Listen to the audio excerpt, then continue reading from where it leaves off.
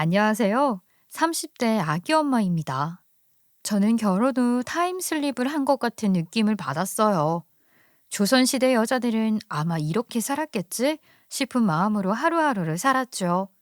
그 이유가 바로 저희 시어머니 때문입니다. 시어머니는 딱 조선시대 양반집 마님 스타일인데요. 마음씨 좋은 사람으로 소문이 나 있어요. 왜냐하면 사람들한테는 너그럽고 자유롭게 행동을 하시기 때문이에요. 하지만 집안에서는 며느리는 잡고 사위는 손님처럼 모시는 아주 고리타분한 성격을 가지고 계세요. 아들은 이 세상에서 제일 귀한 사람이고요. 제가 시어머님의 하나밖에 없는 아들과 결혼한 장본인이거든요. 어떤 사연이 있을지 대충 파악되시죠? 제가 그 조선시대에서 나오려고 얼마나 노력을 했는데요. 다 함께 제가 어떤 일을 겪었는지 들으시면서 저 잘했다고 해주시면 많은 위로가 될 것 같아요. 그럼 그 이야기 지금 시작할게요. 결혼 전에는 전혀 몰랐어요. 시어머니가 이렇게 앞뒤 꽉 막히고 남녀를 차별 대우를 하는 사람이라는 걸요. 결혼을 할 때까지만 해도 어머니는 쉽진 않지만 저를 예쁘게 봐주시고 예의를 중요시 하시는 분이신 줄 알았어요. 저희 친정엄마보다 6살이나 어리고 지금이 어떤 시대인데 아직도 아들 우선, 장남 우선, 딸들은 하찮다고 생각하고 있다는 것에 저는 놀라웠었죠. 자신도 여자잖아요. 그런데 여자를 그렇게 무시해요. 어떻게 이런 생각을 할 수 있을까요? 딸도 자신에겐 귀한 자식일 텐데요. 어머님은 다른 생각을 하시나 봐요. 처음 어머님 성격을 알았을 때부터 저는 어머님께 정이 뚝뚝 떨어졌습니다. 신혼여행을 갔다 오고 그 다음 주 시댁에 놀러 갔을 때였어요. 그때 형님네와 아이들도 다 온다고 해서 가족잔치가 되는 날이었죠. 저희는 그보다 더 일찍 점심에 도착해서 시부모님과 점심을 먹었어요. 밥을 먹고 남편이 시아버님과 장기를 두고 있길래 옆에서 구경을 했었죠. 그런데 쉬고 계시던 시어머님이 갑자기 저를 사납게 부르셨어요. 예, 남자들 노는 데에서 끼는 거 아니다. 쉬지 말고 어서 가서 설거지 해놔. 이따가 큰애들 오니까 서둘러서 끝내라. 설거지 다 하면 밥 차려야 하니까 밥도 안 치고. 저는 순간 확 기분이 나빠졌어요. 결혼하고 처음 인사드리러 온 날인데 제가 이 집에 일하러 온 사람처럼 말하잖아요. 그때가 결혼한 지 일주일째였고요. 이런 것은 분명히 해야겠다는 생각에 저도 참지 않고 말했습니다. 어머님, 제가 일하는 사람도 아닌데 말씀이 좀 그러시네요. 제가 며느리이지 종이 아니잖아요. 일하는 사람한테 말하는 것처럼 말씀하시는 것은 아니라고 봅니다. 그리고 밥 먹고 같이 쉬고 있는데요. 정 시키고 싶으시면 이 사람 보고 하라고 하세요. 저는 아까 밥상 차렸잖아요. 그러니까 이 사람 시키세요. 제 입장을 분명히 말씀드렸고, 정 시키고 싶으면 남편한테 시키라고 하니 어머님은 크게 놀라셨어요. 뭐? 아니 너는 어떻게 너 하기 싫다고 네 지아비를 시키려고 드니? 큰일하는 사람 오랜만에 주말에 쉬게 놔두지. 잔말 말고 어서 치워라. 엄마, 왜 그래요? 제가 설거지도 할 수 있고 요리도 할 수 있죠. 자꾸 이 사람한테 뭐라 하지 마세요. 남편이 제 편을 들자 시어머니는 더 길이길이 날뛰었습니다. 자기 아들이 집안일 하는 상상만으로도 싫은가 봐요. 말린 건 남편인데 애꿎은 저에게 화살이 쏟아졌습니다. 네가 우리 아들한테 뭐라고 했구나. 응? 서방을 얼마나 잡았으면 우리 애가 이런 말을 해. 너네 집에서 싸우고 그러니 너가 우리 아들을 잡고 내가 그러면 가만둘 것 같아. 어머님은 아버님과 단 한 번도 싸워보신 적 없으세요? 어떻게 아들은 그렇게 귀하게 대하시고 며느리인 저는 이렇게 하찮게 대하세요? 저를 이런 취급하시면서 아들은 대접받길 원하세요? 닥쳐라. 너 건방 떨지 마. 네가 아무리 그래도 남편은 너보다 높은 사람이다. 절대 함부로 대하지 말고 쉽게 생각하지 말라고. 내가 그러면 너 가만 안 둘 거야. 시어머님은 자신의 아들은 끔찍하지만 반면에 다른 집 딸이고 며느리인 저는 완전히 뭐 한유 취급을 했어요. 그때 가만히 듣고 계신 시아버님이 한마디 하셨죠. 여자들 싸우면은 가만히 있어야 하는 거다. 괜히 끼어들었다가 더 큰 오해를 만들어. 아버님도 무슨 선비 같은 말을 했고요. 이 집의 특색이 조선시대 사상을 가진 것으로 저는 파악했죠. 하지만 제 남편은 달랐어요. 아버지 어머니, 요즘 그렇게 와이프를 대했다가는 이혼을 당합니다. 제가 이혼을 하는 게 아니라 이혼을 당한다고요. 요즘은 남녀가 평등한데 저 잘 살았음 싶으시면 이러시지 마세요, 제발. 남편의 진심 어린 호소에 그때서야 시어머님의 화풀이는 끝이 났어요. 얼마 지나지 않아서 형님네들이 오셨어요. 남편에게는 위로 누나가 셋이나 있어요. 모두 결혼도 했고 자식도 낳았기 때문에 다 모이면 대식구예요. 그런데 어머님이 저는 그렇게 본척 만척하시더니 사위는 아주 손님 취급을 하며 귀하게 모시지 뭐예요. 아이고 우리 손주들 왔구나. 어서 와라. 우리 사위도 왔는가? 어서 오게. 오는데 참 많이 막혔지. 고생했네. 그 피곤하면 일단 누워있어. 내가 밥 차려줄게. 세아가 어서 밥 차려라. 네 시숙들 왔다. 어머니는 자신의 딸들에게도 오자마자 밥상 차리라 했어요. 딸보다 사위를 더 챙기셨죠. 그리고 저를 부른 것도 인사하라고 부른 게 아니라 밥을 차리라고 불렀고요. 저에게 다른 사람 소개해 주는 건 사치인가 봐요. 사위랑 손주들을 챙겨서 안방으로 들어갔어요. 시누이들은 언제나 그랬다는 듯 자연스럽게 주방으로 들어왔어요. 밥상 차리려고요. 옳게 신혼생활은 어때? 깨가 쏟아지지? 둘이 회사도 같으니까 출퇴근도 같이 하겠다. 예, 형님. 같이 출근하고 퇴근하고 그러고 있어요. 거의 24시간 같이 있는 느낌이에요. 신혼이 좋지. 정말 신혼의 추억으로 한평생을 살아가는 것도 같아. 좋은 추억 많이 남겨. 나중엔 지금으로 돌아가고 싶어 할 거야. 그런가요? 지금이 연애할 때보다 더 재밌긴 해요. 이래서 신혼 하나 봐요. 엄마가 괴롭히진 않아? 우리 엄마가 좀 유별나. 남녀 차별 짱이고 아들만 우대해. 올케가 서운할 일도 많이 생길 거야. 어머님 원래 이러세요? 저를 좀 하찮게 대하셔서 사실 아까 기분 나쁘다고 말씀드렸어요. 아휴, 미안해. 우리 엄마 정서는 아직 조선시대야. 우리도 자라면서 아들, 딸 차별 엄청 받았어. 결혼하면 연 끊을까도 싶었는데. 자식이 뭐라고 할머니, 할아버지 살아계시는데 자주 안 뵙는 것도 좀 그래서 마음 비우고 오는 거야. 엄마 말은 한 귀로 듣고 한 귀로 흘려. 기분 나쁜 거 있으면 나한테 풀고, 알았지? 우리 엄마 남녀 차별 심하셔서 어렸을 때부터 뭐 좋은 거 있으면 아들 먼저 줬고 딸인 우리들은 어디서 주워 익히거나 매번 계란 반찬만 줬어. 아들은 새 옷에 고기 반찬만 줬고 게다가 공부도 내가 그렇게 대학원 보내달라고 그랬는데도 안 보내주더니만 공부 못했던 저 자식은 엄마가 꾸역꾸역 대학원까지 보냈잖아. 아휴, 내가 얼마나 그때 한탄을 했는데 내 부모지만 정말 너무해. 예. 너네들 노닥거리지 말고 얼른 밥 차려라. 남자들 배고프면 절대 안 돼. 어서. 한창 시누이들의 신세한탄에 공감하고 안타까워하며 듣고 있는데 시어머니의 호령이 있으셨어요. 어머님이 큰 소리를 내자 형님들은 일사불란하게 움직였고 반면에 남자들은 방 안에서 놀고 있었습니다.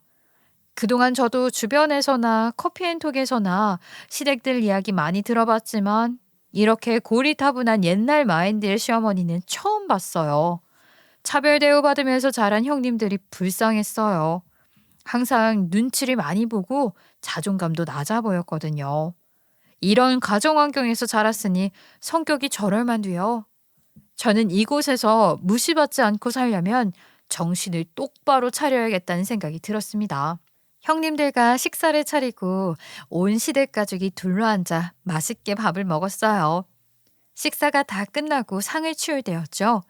잡채 조금과 파먹은 생선들이 조금씩 남아 있었어요. 당연히 이것들을 버리려고 했는데요. 예, 그걸 아깝게 왜 버리니? 여기에 놔둬. 버리긴 아까우니까 네가 먹어치워라. 네? 이걸 제가 왜 먹어요? 사람들 손 왔다 갔다 했고 버리려던 것을 제가 왜 먹습니까? 그럼 음식을 버리리? 그럼 벌 받는 거야. 반찬 남은 것들 네가 먹어 치워. 싫어요. 아까우시면 어머님이 드세요. 제가 무슨 쓰레기 처리반도 아니고 너무하세요. 이것이 너 대체 가정교육을 어떻게 받았길래 눈을 똑바로 뜨고 말대꾸를 하는 거야? 어? 어른이 그러라면 그러라는 거다. 뭔 말이 많아? 싫으면 싫다고 말하라고 배웠습니다. 저에게 호의적이지 않는 사람한테는 저도 잘해줄 필요 없다고 배웠고요. 어머님은 저를 이 집 한여 잡부로 들이신 것 같은데요. 저 며느리예요. 그에 맞는 대우를 해주세요. 안 그러면 저도 시어머님 대우 안 할 거예요. 아유, 자자, 워워, 왜들 그러셔요. 내가 먹을게, 내가. 그럼 됐죠? 자, 제가 먹어요. 그만들 싸우세요. 셋째 시누이가 그걸 먹으려고 젓가락을 들었고요. 저는 이런 부당한 상황을 볼 수가 없었어요. 시누이들은 한평생 이렇게 살았던 거잖아요. 그래서 저는 시누이가 먹으려 하던 찰나에 밥상을 뒤집어 엎었습니다. 그때 어머님이 제 머리를 갈겼어요. 제 비명 소리에 놀라 남편과 시아버님, 시아주버님들도 다 나와서 그 광경을 목격했죠. 남편은 그 즉시 아무 말도 안 하고 저를 챙겨서 집으로 왔어요. 정말 미안해. 우리 엄마가 정말 고지식한 분이야. 아들이 하나밖에 없고 솔직히 누나들과 차별 대우 많이 받고 자랐어. 나는 그런 거 항상 싫었고 우리 할머니가 그렇게 아들 타령을 했었거든. 그래서 엄마를 못 살게 구셨고 내가 태어날 때까지 우리 집에 사셨대. 아들 낳으라고 닥달하시면서. 자기야, 그런 말 하지 마. 나 어머님 이해하고 싶지 않아. 자기한테 미안하지만 지금은 어머님이 너무 미워. 나 앞으로 시댁은 안 갈 거야. 결혼 전에는 어머님이 이러는 거 몰랐는데 오늘 확실히 깨달았어. 어머님 인생에서는 자기만 귀한 사람이야. 그 외의 사람들은 하찮아해. 내가 시댁 가면 나는 종년이 되는 거거든. 내가 왜 그런 대우 받고 살아? 이런 거 우리 엄마 알면 기절해. 나도 귀한 집 자식이잖아. 내가 나 스스로를 지키기 위해서 앞으로 시댁에는 안 갈 테니까 당신 혼자 다녀와. 남편은 이해해줬어요.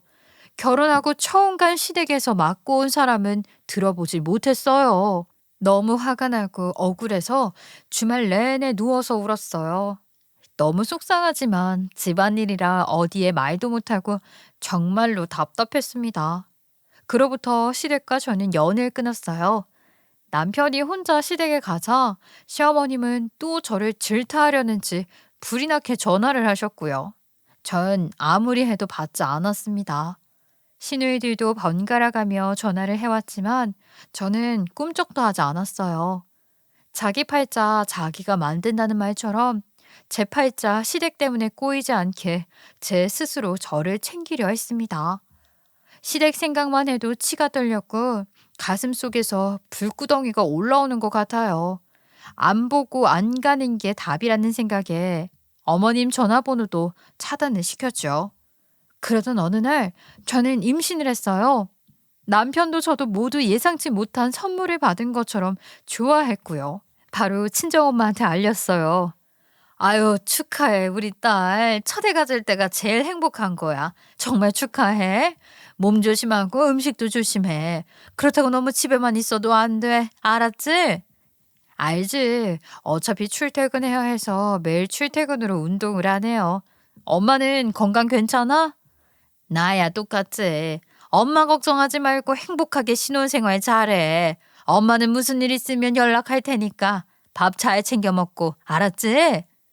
친정은 지방이에요. 아빠는 어렸을 때 돌아가시고 엄마 혼자 사시는데 그래서 더욱 걱정이 많이 돼요.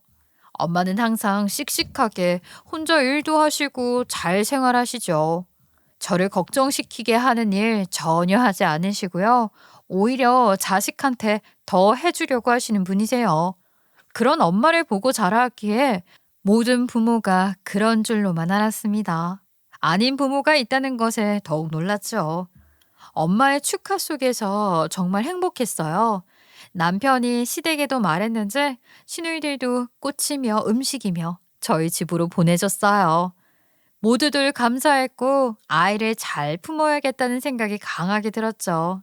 벌써부터 모성애가 생겼나 하며 희죽희죽 웃기도 했습니다. 하지만 우리에게 선물처럼 찾아온 아기 천사는 제 곁에 오래 있지 못했어요. 12주 차에 아이의 심장이 멈춰버렸거든요.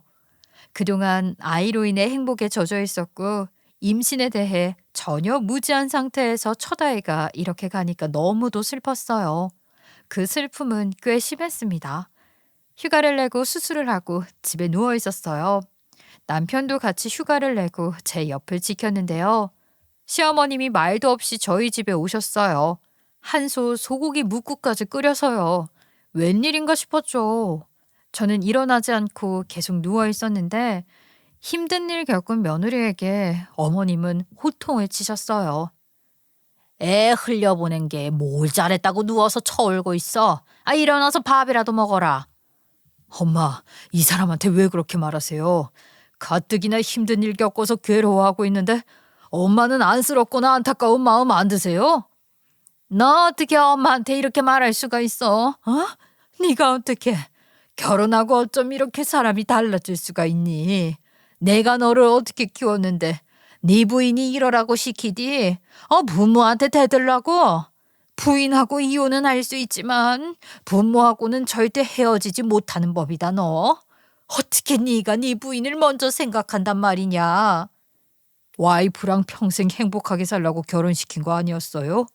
엄마가 이런 식으로 나올 줄 알았으면 저도 결혼 안 했죠. 왜 애꿎은 제 와이프한테 뭐라 하시는 거예요? 네 새 만들라고 결혼시킨 거지. 애 낳으라고. 그런데 저게 애도 못 낳고 생긴 애도 흘려보내는데 내가 속이 안 터지냐.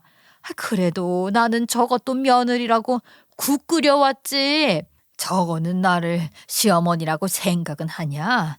생연락도 다 끊어내고 지 좋다는 것만 하고 살려는 것을 누가 좋아해 누가. 내 아들 앞길 망치고 있는 것인데 그깟 애도 못 나는 것을 내가 왜 뭐라 하지 못해. 어머님은 남편이 저를 사랑하는 게 싫은가 봐요. 이럴 거면 진짜 남편 말대로 왜 결혼을 시켰는지 몰라요. 평생 데리고 사시지. 어머님은 저를 향해 달려오셔선 제가 덮고 있는 이불을 확 치우셨어요. 뭘 잘했다고 누워있어. 우리 아들 저렇게 변한 것도 미워 죽겠는데 내가 그래도 너 먹으라고 그 끓여온 내가 등신이지. 나가세요. 저한테 이러는 거 고스란히 아들한테 돌아갈 거니까 잘 생각하시고요. 저 건드리세요. 아셨어요? 이 미친년이 네가 몸 관리 못해서 이렇게 된 거잖아. 그게 누구 탓인데 버젓이 누워있냐 이 뻔뻔한 거사. 또 저한테 손을 올리려는 것을 남편이 막았고요. 저는 그 즉시 어머님이 가져온 국을 싱크대에 있는 대로 부었습니다. 험한 소리가 오갔고요. 시어머님은 남편이 등 떠밀어서 겨우 나갔어요. 제가 뭔 잘못을 해서 이런 결혼을 했을까요? 제가 과거에 어떤 죄를 지었으면 이렇게 힘든 결혼 생활을 하게 된 걸까요? 그렇게 서러울 수가 없었어요. 어떻게 유산된 며느리 걱정은 없고 이 모든 게 제 잘못이라며 몰아가고 질타하고 이런 게 어떻게 가능하죠? 제가 남이라면 더 안 그랬을 것 같아요. 남편이 엄마 편 안 들고 제 편 들었다고 저리 노골적으로 질투를 하실까요? 어머님은 하나는 알고 둘을 모르시는 분이었어요. 남편이 어머님을 데려다 드리고 집에 왔고 제가 울고 있으니 그러더군요. 우리 이혼할까? 나 때문에 너무 힘들지. 우리 엄마가 나를 아직도 못 놓고 있는 것 같아. 난 당신 없으면 못 사는데 엄마는 나 없이 못 사나 봐. 나 때문에 힘들다면 내가 헤어져 줄게. 나 정말 어머님 때문에 힘들어.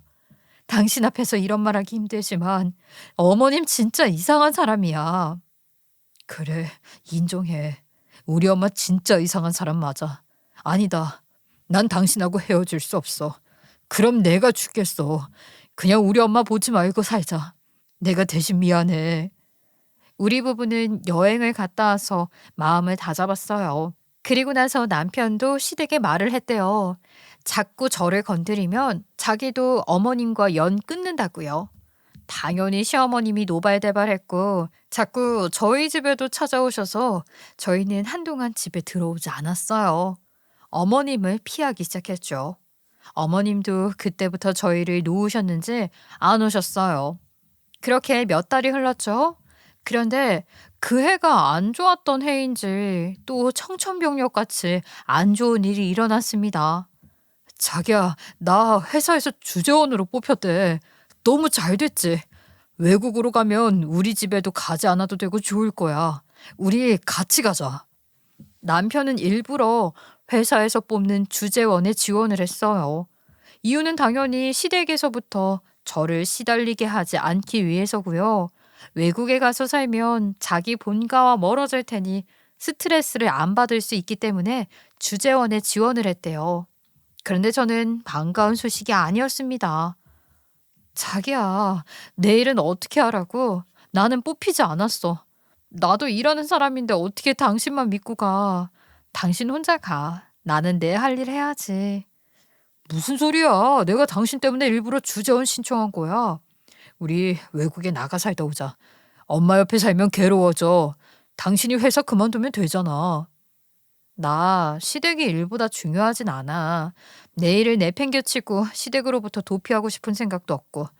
자기야, 자기한테는 주재원 된 거 너무 잘된 일이야. 좋은 기회잖아. 갔다 오면 바로 승진인데 이번 기회에 무조건 갔다 와야 해. 내 걱정은 하지 말고 당신은 갔다 와. 응? 당신 없이 가는 주재원이 무슨 의미가 있어? 그럼 나도 가지 않을래. 그냥 다른 사람 가라고 하지 뭐. 나도 크게 미련은 없어.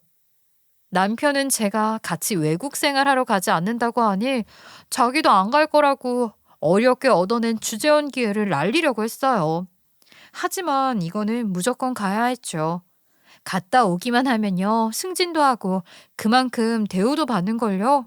저는 남편을 잘 설득시켜서 남편 혼자 가기로 했고요. 얼마간의 준비 기간이 지난 뒤에 남편은 외국으로 떠나게 되었습니다. 저는 저 혼자 잘 살았어요. 사실 저는 결혼하기 전에 혼자 살았어요. 친정이 지방이잖아요. 대학생 때부터 자취를 했기 때문에 혼자 사는 것에는 만렙인데요. 결혼 생활하다가 다시 혼자가 되니 조금 재밌기도 했어요. 쓸쓸하긴 했지만요. 그리고 남편이 떠나고 나서 알게 되었어요. 아기 천사가 다시 저한테 찾아왔다는 것을요. 여보, 놀라지 마. 나 임신했어. 지난주가 예정일이었는데 혹시나 하고 오늘 테스트 해보니까 2줄이었어. 우리 아기 생겼어. 뭐라고? 아기? 정말이야? 자기야, 정말 잘했어. 아이, 너무 기쁘다. 정말 2줄 맞지? 맞다니까. 내가 2번이나 해봤어.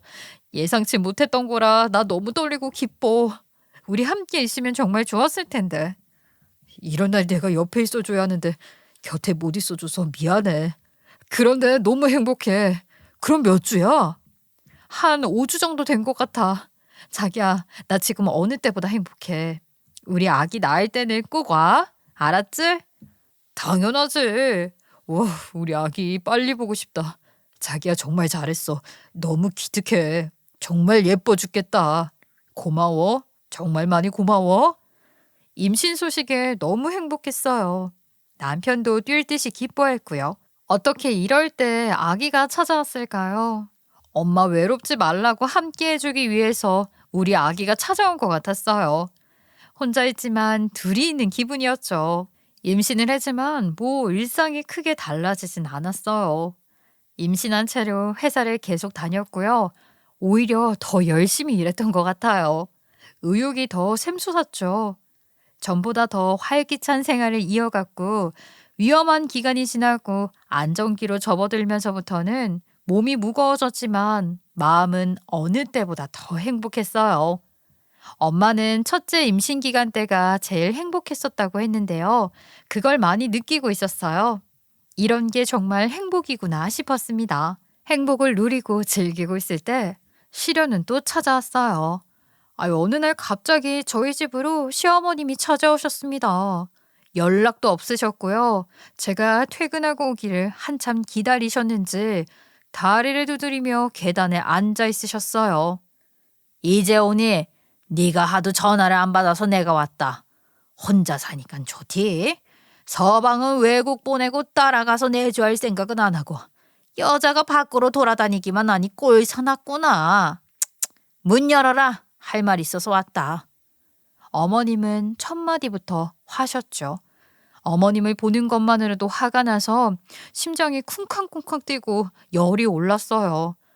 여자가 어떻다느니 꼴 사납다느니 그런 말을 들으면서 저도 모르게 표정 관리가 되지 않아 미간이 찌푸려졌어요. 이런 시어머니와 무슨 이야기를 나눠요? 그것도 저만 있는 집에서요. 아니요, 여기서 하세요. 저 혼자 사는데 어머님이 집에 들어가시면 저한테 어떻게 하실지 어떻게 알아요? 여기서 하세요. 여기는 CCTV도 있으니까 저한테 해코지 할 생각하지 마시고요. 이 미친 게? 그래, 여기서 하마. 이 집 빼라. 여기 내 명의인 건 알지? 본의 아니게 집을 빼게 되었다. 그러니까 다음 주에 빼. 네? 집이요? 이렇게 갑자기 그러는 게 어딨어요. 게다가 기한이 뭐 일주일이라니요. 그럼 저는 어디로 가라고요? 짐도 많아서 웬만한 집 구하려면 좀 걸려요. 내가 다 방법을 생각해 놨어. 우리 집 방 많으니까 일단 우리 집으로 들어와. 여기가 재개발 지역이라 무조건 팔아야 된다고 하더라. 지금 팔아야 제값에 받아. 그리고 이 건물을 사무실로 쓰겠대. 그래서 빨리 빼라는 거야. 웃돈 얹어준다고 했어. 그러니까 짐 싸서 일단은 우리 집에 들어와. 제가 미쳤어요. 어머님 집으로 들어가게요. 저한테 무슨 짓을 하실지 뻔히 아는데. 제가 어머님 집에 왜 들어가요? 그러지 마시고 짐 빼는 기간만 연장해 주세요. 최대한 이사 날짜 맞춰 볼게요. 너도 갈 데 없잖아. 돈도 없고.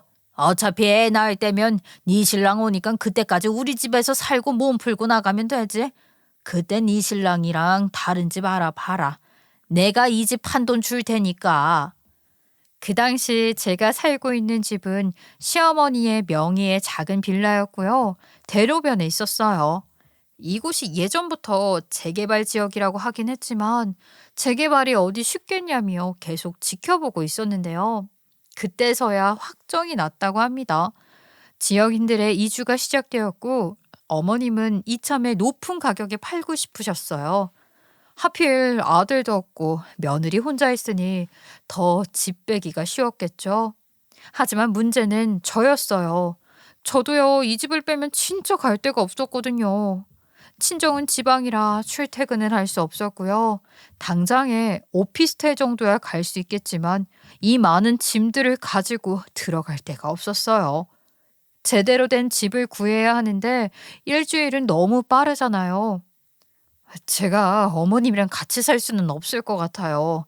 저는 저 나름대로 알아서 집을 구해볼게요. 그 대신에 저희 집만 좀 어머님네 맡길게요.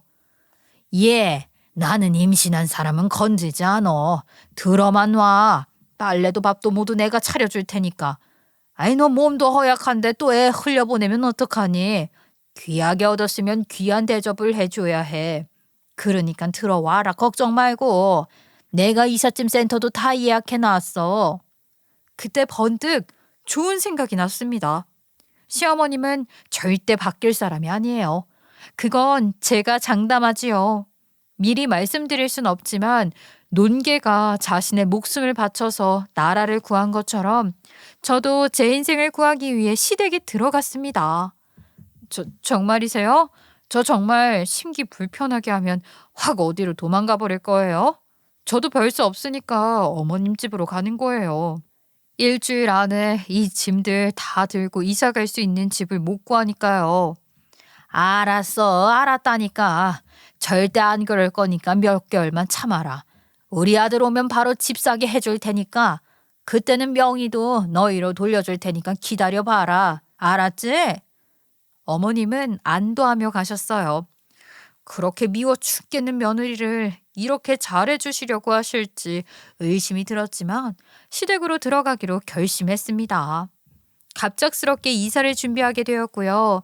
더불어 어머님 댁에 들어가게 되었죠. 힘든 일을 저 혼자 다 처리했어요. 어머님 집은 대형 주택이고 형님들과 남편이 다 나가 살아서 방이 남아돌긴 해요. 저 편하게 살라고 1층 방을 내주었지만 혹시라도 어머님이 염탐할 일이 생길까봐 2층으로 짐을 풀었어요. 그렇게 시댁에서 남편 없이 저를 잡아먹을 것 같은 시어머니와 함께 생활을 하게 되었습니다. 그런데요, 아니나 다를까 속은 제가 바보였죠. 어머님은 역시나 똑같았습니다. 빨래와 밥 모두 차려주신다고 했으면서 제가 어머님 아버님 밥을 차려드려야 했고요. 뭐 그건 그렇다 쳐요. 저도 얹혀 살고 있으니 밥값은 해야죠. 그런데 저 속 시끄럽게 안 하신다더니 말끝마다 무시하는 말에 아들 타령을 그렇게 하더군요. 예, 무조건 아들을 낳아야 한다. 아들을 낳아야지 인간 대접받는 거야. 딸만 있으면 남편도 바람피고 일도 열심히 안 한다. 너를 위해서 하는 말이야. 무조건 아들을 낳아야 해. 그게 뭐 제 마음대로 되나요? 그리고 저희는 아들, 딸 상관없어요. 남편도 하나만 낳고 잘 키우자고 합의 봤습니다. 남편 마음 달라지는 것은 걱정 마세요. 아, 이게 무슨 소리야. 아들 낳을 때까지 낳아야지. 아들 낳으면 바로 집 사게 해줄 테니까 꼭 아들 낳아야 한다. 한 2, 3일은 별거 없이 무조건 아들을 낳아야 한다고 저를 달달 볶았어요. 몇 번 대꾸하다가 더 이상 대꾸하지 않았어요. 대꾸하지 않는 걸로 제 대답을 대신한다 생각했거든요. 그런데 결정적인 사건이 있었어요. 얘, 이것 봐라. 참 귀엽지? 내가 백화점 나갔다가 귀여워서 사왔다. 파랑색이 안정적이고 듬직해. 분명 우리 손자는 아들일 거야. 참, 요즘은 뱃속에 있을 때부터 성별 알려준다며. 언제 알 수 있니? 어머님은 계속 아들 타령을 했고 아기용품 사오는 것도 아들 것으로 사왔어요. 시댁에서 며칠 살지도 않았는데요. 아주 피가 빨리는 느낌이었죠. 왜 이렇게 사람을 들들 볶는지 정말로 진이 빠졌어요. 퇴근을 하고 온 사람 좀 쉬게 해주면 좋은데 계속 일 시키고 말 시켜서 집에 들어오기가 싫었죠. 그때쯤 성별을 알았는데요. 딱 어머님이 물어오시니 말씀드렸어요. 네, 알 수 있어요. 병원 갔다 왔는데요. 딸이래요. 첫째는 딸이 좋대요. 저는 좋은데 어머님 서운하세요? 뭐시요? 딸이라고? 세상에. 아유, 왜 딸이야? 왜? 내가 아들 태몽을 꿨는데 아유, 정말 너는 제대로 하는 게 없냐 이 머저리야. 뱃속에 아이가 딸이라고 하자 어머님의 막말이 시작되었죠. 사실은요, 아들이었어요. 일부러 시어머님께 딸이라고 거짓말한 거였죠. 아까 예고한 제 작전이요. 그것이 바로 이것입니다. 나중에 아들이 태어났다고 하면 시어머니가 저에게 더 매달릴 게 뻔하고 아들 잘 키우라고 또 감나라 배나라 할 게 훤히 보였기 때문입니다. 그렇게 되면 시어머님께 계속 끌려다녀야 하는 상황이잖아요. 형님들도 자식들 때문에 할머니 할아버지 보러 친정에 오는 거라는데 제가 아들을 낳는다면 어머님이 제 아들을 얼마나 신처럼 모시고 살지 예상이 되기에 여기서 끝을 내려고 하는 겁니다. 제가 딸이라고 하면 분명히 어머님은 저에게 못 살게 구실 거고요. 저는 그 이유를 핑계로 어머님과 영영 인연을 끊을 수 있는 방법이었기 때문에 거짓말을 한 거죠. 아니나 다를까 아주 폭언을 퍼부으며 이런 말까지 하셨어요. 예, 가서 없애라. 딸을 어디다 써먹니? 아, 요즘은 돈만 주면 다 해준다며. 괜히 그 허송세월 보내지 말고 다음 임신을 해버려. 네가 외국 건너갔다 오면 되잖냐. 어떻게 그래요, 어머님. 딸이든 아들이든 다 제 소중한 자식이에요. 남편의 자식이라고요. 어떻게 그럼 험한 말을 하세요? 말 조심하세요. 애 들어요. 내가 가만히 있을 것 같아? 어? 내가 내 아들 앞길 막는 건 너 가만히 놔둘 것 같냐고. 그 뱃속에 아이 태어나기만 해봐 아주 내가. 그만하세요. 어머님 폭언 그만 듣고 싶어요. 어머님은 다른 사람의 감정 따윈 잘 모르시는 것 같아요. 아무리 말해도 듣질 않으시고요. 이러실 거면 저를 왜 이 집으로 부르신 거예요? 임신한 사람은 건들지 않으신다면서요. 그렇게 감정대로 퍼부으실 거면 저 혼자 살게 냅두지 저 괴롭히려고 부르신 거예요? 네가 우리 아들 없이 바람 필까 봐 부른 거다. 어디 결혼한 여자가 혼자 살아. 그럼 100% 바람나. 내가 그 꼴을 볼 것 같으냐? 뭐라고요? 어머님 지금 말 다 하셨어요. 저 생각해서 부른 줄 알았는데 절 믿지 못해서 그러셨군요. 저도요 이런 시댁 필요 없습니다. 저 짐 챙겨서 지금 나갈게요. 다시는 저 볼 생각하지 마세요. 저는 그날 밤 제 옷가지들과 물건들을 간단히 챙겨서 시댁에서 나왔어요. 사실 미리 봐놓은 집이 있어요. 오피스텔이었지만 혼자 살기에는 제격이죠. 큰 짐은 시댁에 있으니 넓은 집이 필요 없었어요. 출산까지 남은 기간 동안 그곳에서 생활을 했죠. 그날 있었던 일들을 당연히 남편한테 말했더니 크게 놀라더군요. 사실 자기가 우리 본가 들어간다고 했을 때 정말 말리고 싶었어. 그런데도 굳이 들어가겠다고 해서 강경하게 말리진 못했는데 잘했어. 우리 엄마 사상은 절대 안 바뀌어. 잘 나왔어. 내가 어머님 마지막으로 믿어본 거였는데 역시였어. 자기야, 내가 어머님 얘기 안 좋게 해서 미안해. 그런데 나 너무 상처받아서 이 감정 오래 갈 것 같아. 우리 아이 낳아도 보여주고 싶지 않다고. 그래, 엄마는 안 봐도 돼. 난 자기만 있으면 되고 내가 옆에 있어주고 싶다.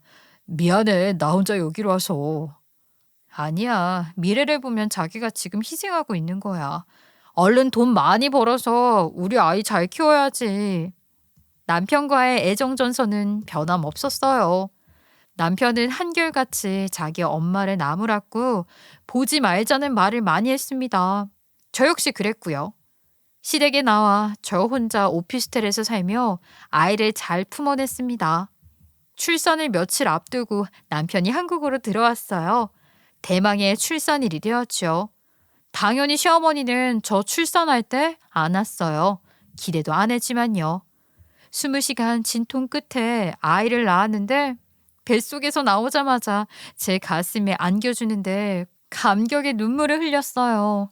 너무 작고 여린 우리 아이, 저와 제 남편이 평생 지켜줄 거라 다짐했죠. 이렇게 부모가 되는 거구나 느꼈어요. 병원에서 퇴원하고 한 달가량 조리원에 갔었는데요. 친정 식구들은 다 왔지만 시댁 식구들은 한 명도 오지 않는 거예요. 시누이들도요. 분명히 어머님이 무슨 지시가 있었던 게 분명해요. 이렇게 저를 끊어내시려는 것 같았죠. 시어머니는 딸인 줄 알고 있었겠지만 아들을 출산한 저는 일부러 아들을 품에 안고 시댁에 갔습니다. 그런데 시어머님이 현관문조차 안 열어주시는 거예요. 벨을 눌렀더니 인터폰으로 이런 말씀을 하셨죠. 아들도 못 낳는 것이 여기가 어디라고 와? 아들 낳게 되면 그때 와라. 어서 돌아가. 저는 그때서야 아들인 걸 밝혔습니다. 어머님, 여기 그 아들 있네요. 제가 딸이 아니라 아들을 낳았어요. 그때 아이 없애라고 했을 때 없앴으면 어떻게 했을 뻔했어요? 아들 욕심 그만 부리세요. 자식은 다 같은 자식이죠. 안 그래요? 네, 그럼 어머님 말씀대로 잘 돌아갈게요. 뭐 아들? 아니, 네가 딸이 아니라 아들을 낳았다고? 잠깐만 기다려보거라. 어머님은 신발도 신지 않으신 채 현관문을 여셨어요. 그리고 제 아이를 조심히 안으시곤 방에 들어가 기저귀부터 벗겨보셨죠. 엄마야, 아이고, 아들이 많네 이거. 아이고야, 고추야 고추. 천지신령님 감사합니다. 저에게 우리 손자를 주셔서요. 첫 방에 이렇게 아들을 주셔서 감사합니다. 아이고 감사합니다. 누가 엄마 손자예요? 제가 용납 안 해요. 이 사람한테 없애려고까지 했다면서요. 바람 필까봐 이 집 들어와 있으라고 했고요. 정말 엄마는 이 사람한테 어떻게 이 죄값을 받으려고 이러시는 거예요? 죄값은 무슨 죄값? 이렇게 아들 낳았으면 지 할래 다 한 거지. 새아가야 수고했다. 아니요, 어머님. 그 죄값 치르셔야 합니다.